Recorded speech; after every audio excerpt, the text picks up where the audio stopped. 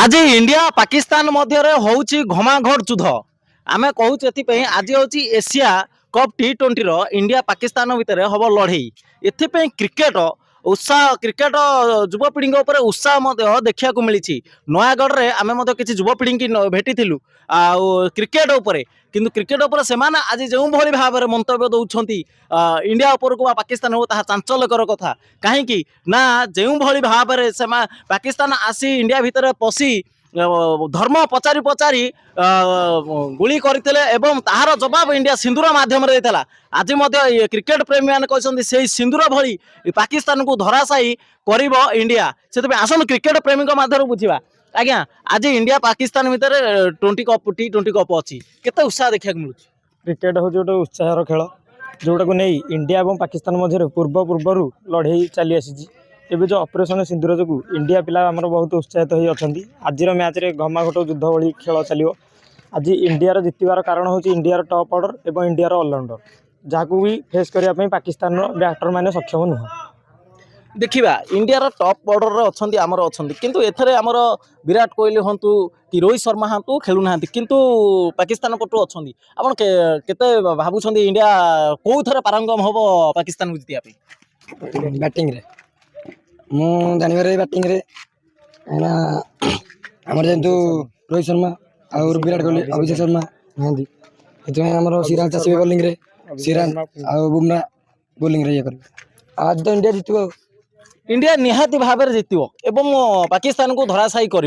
किंतु केते उत्साह देखा मिलूँ आम जो क्रिकेट प्रेमी भितर एथे तो बहुत ही देखा मिलूँ कारण ऑपरेशन सिंदूर जमी करता आज सेकेंड ऑपरेशन कहूँ भी चले फास्ट ऑपरेशन जमी से करता कि से जो पशिक धर्म पते पते भारत मान मारी आज सेमती से जो बैटिंग बोलिंग साहय भी से नहीं पार उत्साह